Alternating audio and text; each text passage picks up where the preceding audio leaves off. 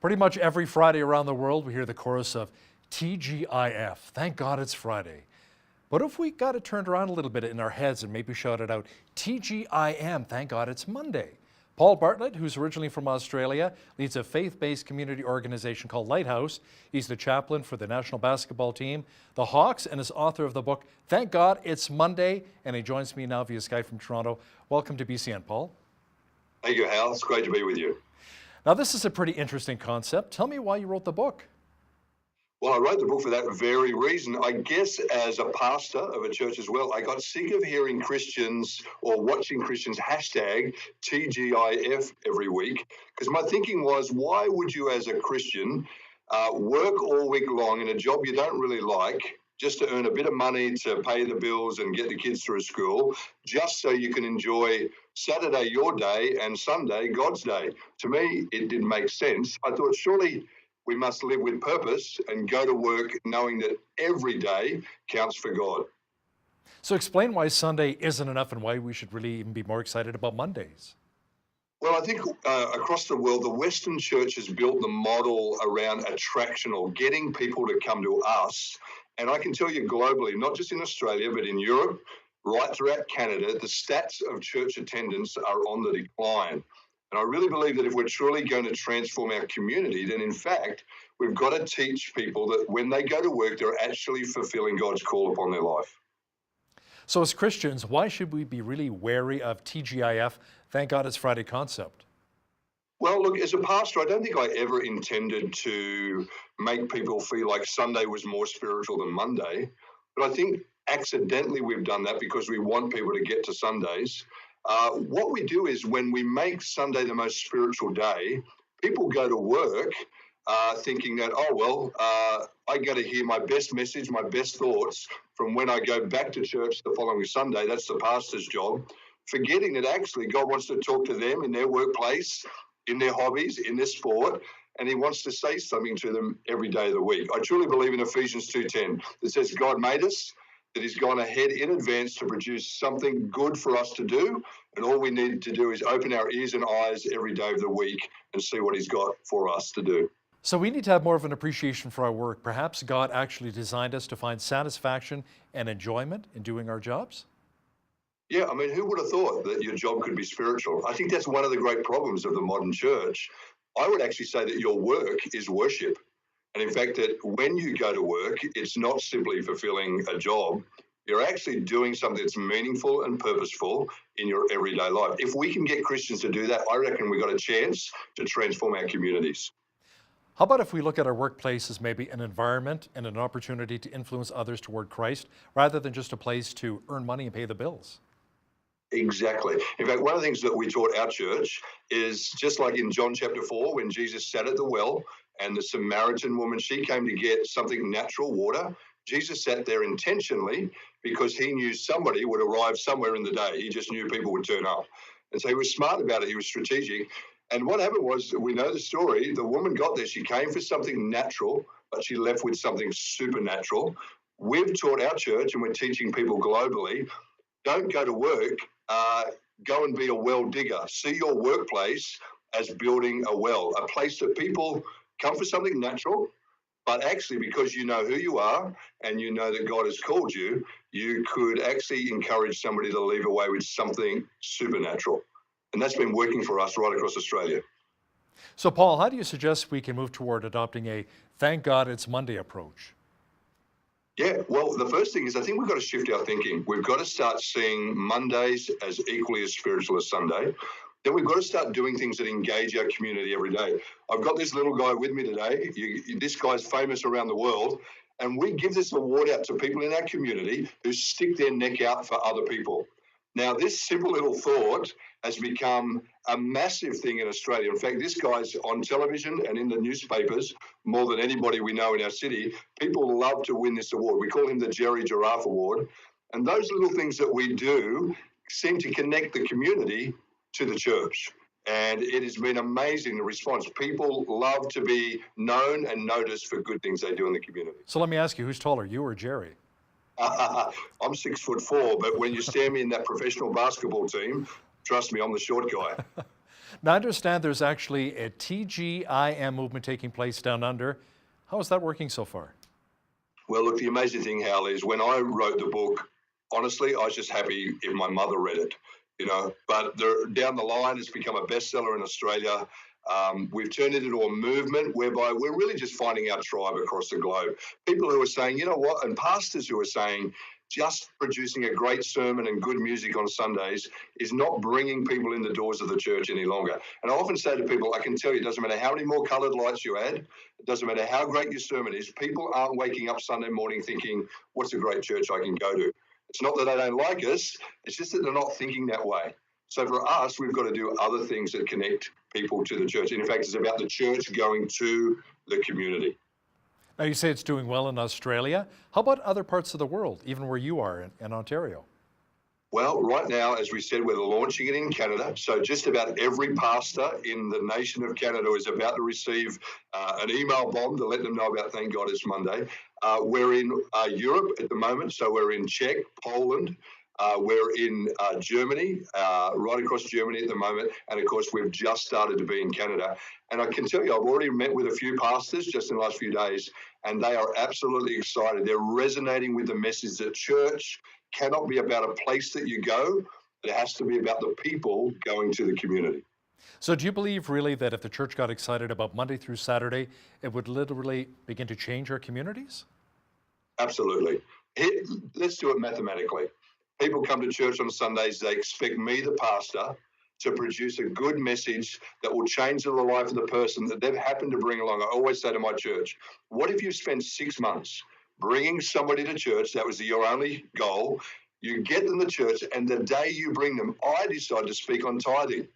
That'd be the worst thing that could happen for your friend as you brought them along. I'm suggesting that what if everybody, not just the pastor, not just took responsibility for bringing people, but what if they took responsibility for sharing the gospel, for investing in the lives of other people, and actually engaging with them with faith in small ways and not religious ways, really practical ways with them every day of the week.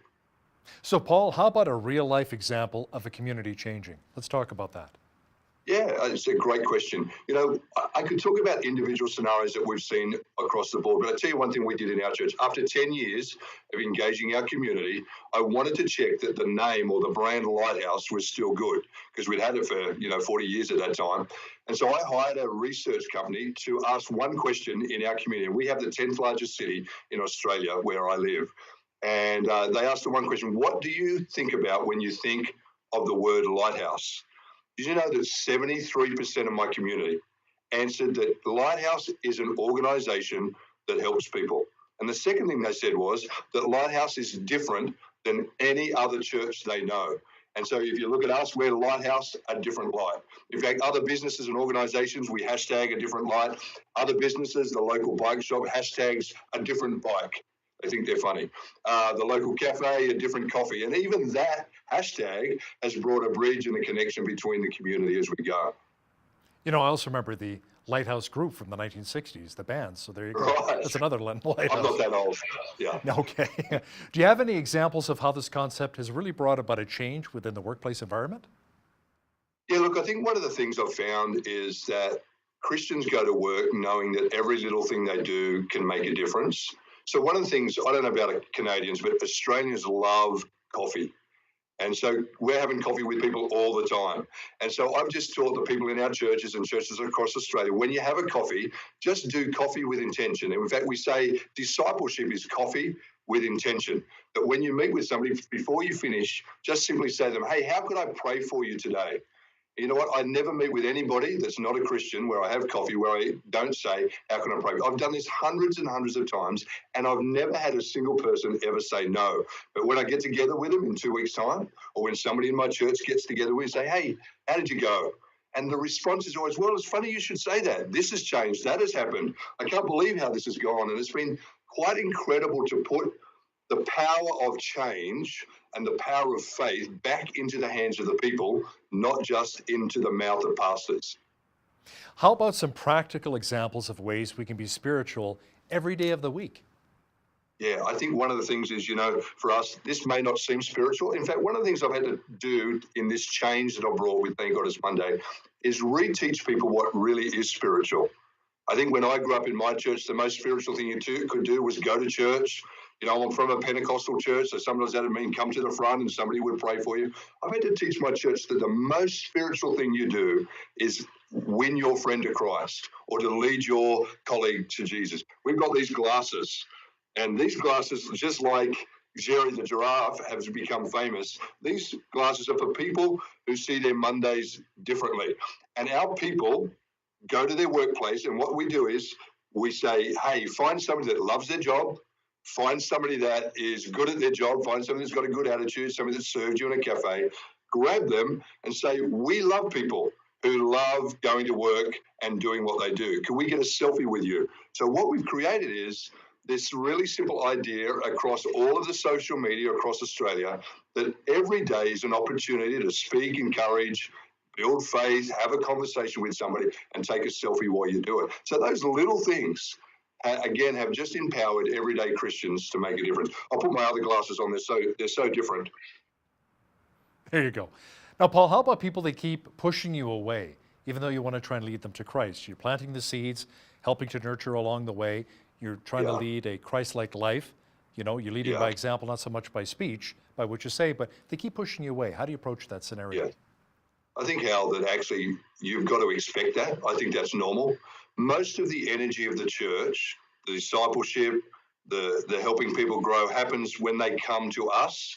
I think the next season of church life is we've got to learn how to disciple people from the day we meet them. When I'm with the basketballers, I've got to tell you, I've been there 17 years, hanging out with really tall guys who can't get to church because they play professional basketball, who are interested in God and like talking to me, but don't see themselves in church on Sunday. And I had to make a decision when they push back, and they do, when they argue with me, and they do, and when they seem not interested in faith, and that happens a lot. My question is, am I committed to still having a relationship, still raising faith when the opportunity comes? And what I've realized is when I do that over a long period of time, they're more than willing to have the conversation. But if I quit after the first time they challenge me, they're not really interested in the conversation going any further. Now, you're the chaplain of the national basketball team down in Australia, the Hawks. Tell me about some of the Christians on the team. Yeah, well, there's a couple and how of you things. use sports, maybe to, reach people for Christ.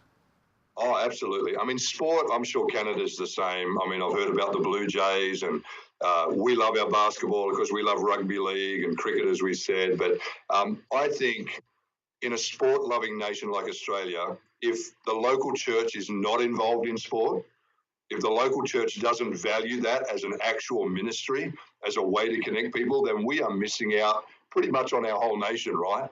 And so we would say sport is a religion in Australia.